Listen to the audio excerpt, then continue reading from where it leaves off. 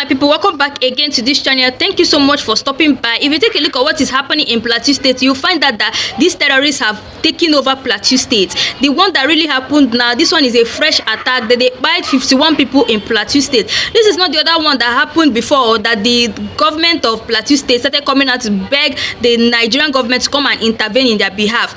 That is not that one. This one happened last Sunday. They killed 51 people in Plateau State. Like, a lot is really going on in Nigeria. Take a look at the way these Fulani headsmen and these terrorists are buying people. It is very heartbreaking. These people are using people's life to play politics, and it's very, very sad.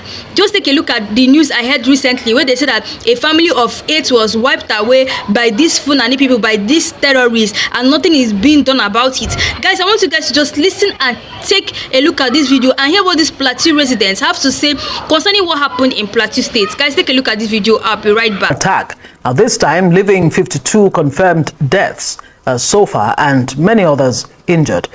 The latest incident on Sunday night was a brutal attack in Zike and Kimakpa communities in Basa local government area. Arise correspondent Douglas Francis reports that the incident has left the affected communities in grief as survivors recount the horror. As Plateau State residents struggle to come to terms with the recent attacks in Bokos local government area, where over 80 persons were killed and communities displaced, yet another attack has hit Zike and Kimakpa communities in Pali district of Basa local government area, where 52 persons were killed in cold blood at night. Residents of the community who trooped out in large numbers, pouring out their hearts to the government and security agencies demanding urgent intervention. Chairman of the Irigwe Youth Development Association tells journalists that the attackers arrived in the early hours on Monday, where they shot sporadically and killed many victims while asleep. Yesterday night, we received a distress call. Fulani came in mass, in numbers, and they attacked this particular village that we are seeing. And today we record a huge number of casualties. This thing is still reoccurring in this state and in this local government. As you all know, we signed a peace pact with these people, but it never worked. And I don't think we'll ever go into such agreement again, because I look at that as a mere mirage. It's just a mess to us, because you agree on something that the other party is not following. Many here say the attacks are becoming too many as the Irigwe nation is under siege. They want the federal government and security agencies to put a stop to the attacks. As usual, on their normal activities, having their normal night, observing their normal day, night, and all of a sudden this unfortunate event, these marauders, these bloodsuckers, visited them early hours of today. We have passed several motions. We have called on the state government to these ugly incidents. We have profound solutions. We have asked that settler campuses of security should be opened in border states. Situation of what happened. So Fulani headsmen invaded this community, killed and macheted the Irigwe people.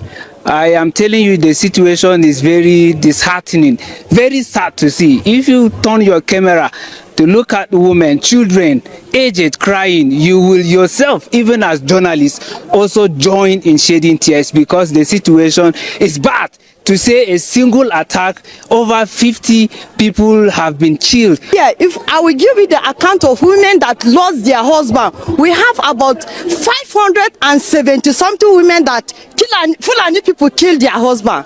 We have so many widows and orphans in this community. So we are tired. This thing enough is enough. We want Fulani people to stop doing all this thing that they are doing to Irigwe people. We don't want them.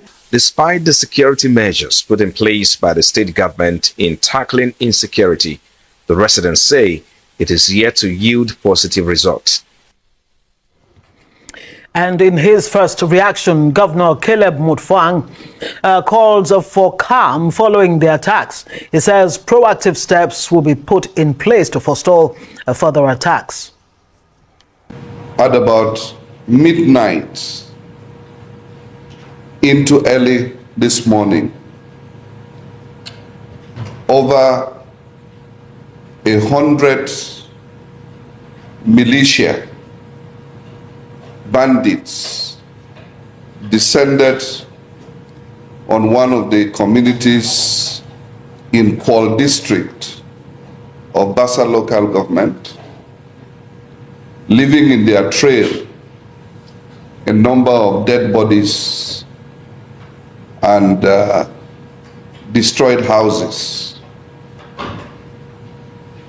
We've just deliberated and taken information, a debriefing from the heads of security on all that transpired, and we are trying to establish what actually happened, why it happened, so that we can be able to address the situation. At the moment, the situation there is calm, and we've tried to plead with the people, restrain them from any reaction that will further escalate the situation. And we are glad that the youth of that community were able to listen to us. At the moment, we are discussing very far-reaching decisions that we will take in order to avert possible future occurrences.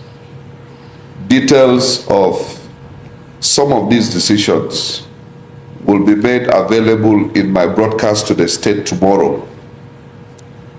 In the meantime, I want to reassure the people of Plateau State that we are truly on top of this situation and will go to any length to be able to forestall further occurrence. At the moment, I'd like to encourage our people all over the state that please, whatever intelligence you pick up, no matter how irrelevant you think it is, please do let us know. We are ready to protect the source of our information so that no life will be in jeopardy. Because we realize that if we don't get sufficient intelligence, we will not be able to react as we should. Governor Caleb Mutfwang of Plateau State there. President Bola Tinubu has condemned the latest killings, describing the bloodshed as tragic and unacceptable. In a statement issued by the presidency, Tinubu extended sympathies to Governor Caleb Mutfwang and urged him to summon the political will to tackle the root causes of the conflict and break the cycle of violence. He blamed the unrest on long-standing ethnic and religious tensions and instructed security agencies to investigate the attacks and bring those responsible to justice. He says the tit-for-tat killings must stop, stressing that enough is enough. He reaffirmed the federal government's support for Plateau State in advancing dialogue, accountability, and lasting peace. I'm being joined now on the that's on the line from Jos by correspondent Douglas Francis for the latest in these developments. Thank you so much for joining us, Douglas. What can you give us in terms of updates on the attacks on Bassa in Plateau? So my people, you guys need to see what really happened in Plateau State. The way these terrorists killed 50 people. You can imagine what, according to some residents in Plateau State, were saying that a family of 8 was wiped away by these terrorists. Like, this is so sad and heartbreaking. And the worst part of it, I used to think, is that the people who are doing this thing, is it that the security personnel, like the army, the police that are always deployed in Plateau State, is it that they cannot catch these terrorists and deal with them? I have never heard where they say that a terrorist has been caught and he has been apprehended and they have taken him to jail and he's serving his jail terms now. I have never heard it. Instead, you hear that they were apprehended. Before you know it, they are being released. They have gone back to the community and they have continued to do the havoc they have been doing there. A lot of people are tired. They are tired of these terrorists. I think that this is time for the president to come and intervene. People are losing their lives because of these terrorists. Like, people are just tired. Even if you look at the video I did today, when I was talking about the hunters exposed, Nigerian hunters exposed that the DSS, the soldiers, are involved with these terrorists, that both of them are colliding together to make Nigeria worse. That was what Sarah Reporters posted about a Nigerian hunter who exposed what DSS and soldiers are doing. This is how they collide with these people. No wonder anytime they cause havoc, you can never see they arrested one of them. They always escape. They will cause havoc and they will escape. You can never hear that they arrested them because of the people who are safeguarding us are colliding with them. So how are they going to catch them? I believe that the security personnel, the soldiers, the police, they have the capacity. They have the ability to track these people down. But what is stopping them? They are wasting time. They don't want to do their duties well. You see, Nigeria is a total mess. To be honest, it's a total mess. The soldiers are not helping matters. The people that they say that their duty is to protect lives and properties, they're no longer doing it for us. So, no wonder the DSS are saying we should come and defend ourselves. We should learn how to be defending ourselves, because the police, the army will not be doing everything for us. And now when we defend ourselves, they will still want to jail us. Just like Mr. Jackson, who is in jail now because he tried to defend himself against Fulani herdsmen. He was able to overpower the Fulani herdsmen and he bought the Fulani herdsmen. And before you know it, they threw Mr. Jackson into jail. What kind of country are we in? The president, the people in power are supporting these terrorists. But instead of, they are supporting the fact that these terrorists are buying the residents. But anytime we want to defend ourselves, they will come and blame us that why did we buy a terrorist? This is actually very, very bad. This country is a total mess. And what happened in Plateau State will show you that these terrorists are like they have dwelled with Plateau people. And if something is not done about it, trust me, if something is not done about this thing, it's going to linger and get worse. Because these people will still come back. As soon as you not hear that they caught anybody, these people will still come back again to take their own revenge again.